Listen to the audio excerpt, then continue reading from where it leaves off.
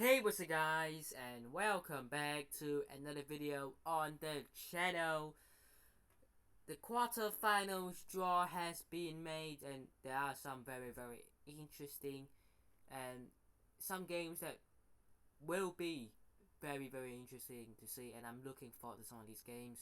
First up, I'm using the same screen as the last video on my predictions. This is more like a reaction slash review video. And secondly, I will do a separate video about Real Madrid Chelsea and my thoughts on it. So it'll be a separate video. This video will be talking about the rest of the teams, the other 6 teams in the competition, the 3 other matches that will be happening in about a month's time. So very interesting indeed. But let's talk about it. Let's go. First game was Real Madrid Chelsea. We'll talk about that, like I said, next video. But afterwards, we've got first up, I believe, Inter Milan against Benfica. Now, that is a very interesting game. Now, a lot of people will be saying Benfica are favourites, and I can get why you would say that. Benfica playing quite well. They've got a good team, good individual players. Gonçalo Ramos, really good player. Rafa Silva, really good player. João Mario playing against his former side, having the season of his life. I'm pretty sure the last 6 seasons he's got 19 goals, and this season alone he's got 19 goals at the time of recording, something along those lines. Grimaldo, always a solid left back. Vlachodimos and Antonio Silva, a young centre half. That's a very good side, a good team, and they're playing really well under Roger Schmidt. So I can understand why people will put them in the pole position to beat Inter Milan. But on the other hand, let's show some love, I suppose, to Inter Milan, and why they could be a side that might surprise some people.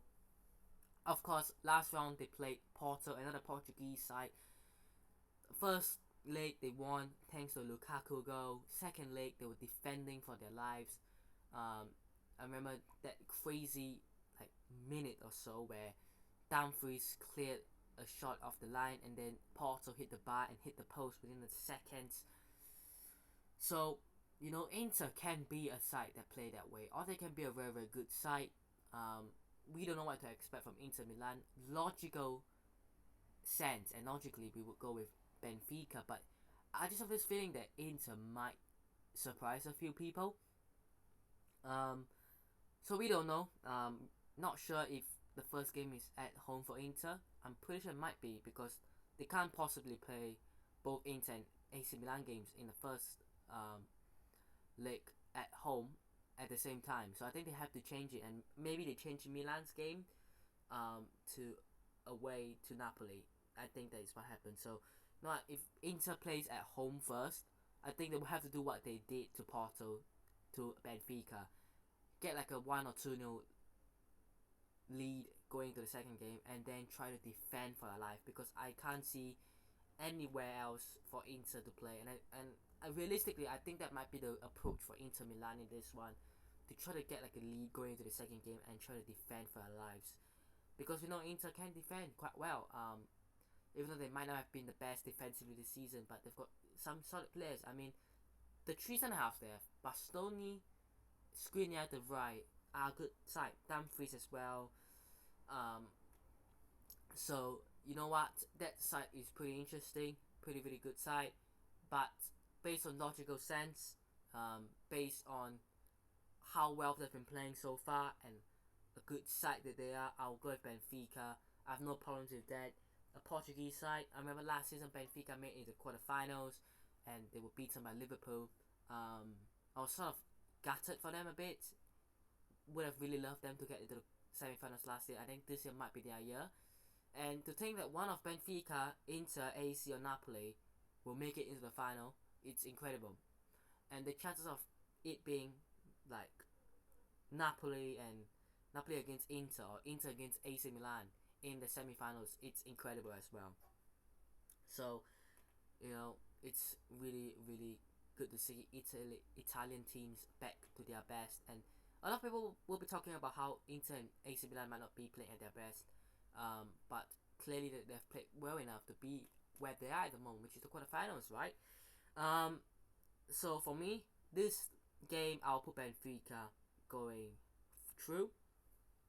Now, match number 3, tie number 3, which is Bayern Munich against Manchester City, or the other way around because City were playing at home first.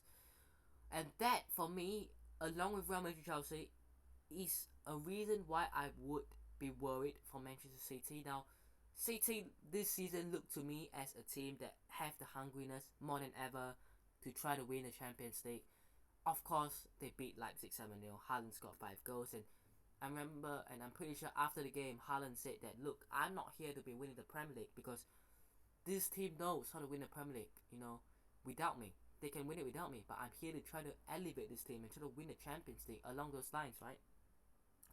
I can see the hungriness in the players and in the team, but one thing I will be talking about, and I figured this out by myself, and I thought this was interesting. When they played away against Leipzig, they drew. Now, Real Madrid went over to Leipzig, and I know it was a pretty pointless game because it was like we were already drew anyways, and we lost, right? But City went away to Leipzig and got a 1-1 draw. They only won 7-0 at home, right? So they didn't dominate Leipzig away. They dominate Leipzig at home. Now, I reckon they might do the same to Bayern Munich. Dominate Bayern at home.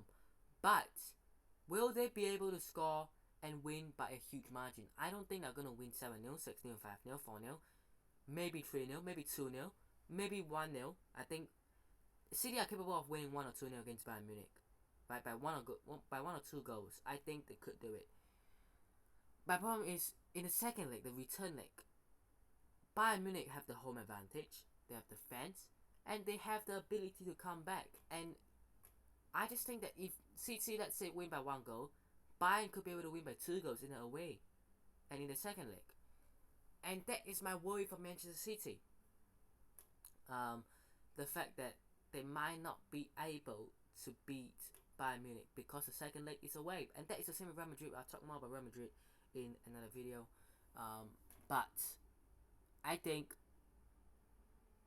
looking at this, I see the hungriness in City, but I'm not sure if I am that confident in City this year than previous years, because this year, as they say, it's more of an open Champions League. It's not, necessarily one team that will win it, one team that's favourite to win it. Multiple teams are favourite, and I'm not sure if I reckon City will win it. I'm not sure. And with that being said, I can only go with what I see as experience and what I see and what I can see, which is Bayern Munich. I really, really, really would love Bayern Munich making it true, and Real Madrid making it true. Bayern Munich, Real Madrid in the semi-finals back in those days, 2017 vibes. Ronaldo, Lewandowski. Those were the days, right? And we haven't played Bayern in a little while now, so it'll be quite interesting if we do play them. And again, Man City will still have a go, but I'm not sure if this year is their year. But you know what? They might prove me wrong. Final game, Napoli against AC Milan. Incredible. Two Serie A sides facing each other. Now, I've seen some games between these two sides this season. Napoli, of course, was slightly better. Of course, the player that Milan will have to look out for is Victor Osimhen. Incredible player. But I'm not sure if Tomori and Kalulu, if they were to be playing at centre back, could keep Osimhen quiet. I don't think they can. So then, how are they going to deal with him? Because Osimhen scored 2 against Frankfurt in their 3-0 win. I think he can do the same. Just get 2 goals out of nowhere, and Napoli are 2 or 3-0 up in the first game. So you have to contain Osimhen, but you also have to contain Kvaratskhelia. I assume it's Calabria playing at right back for Milan.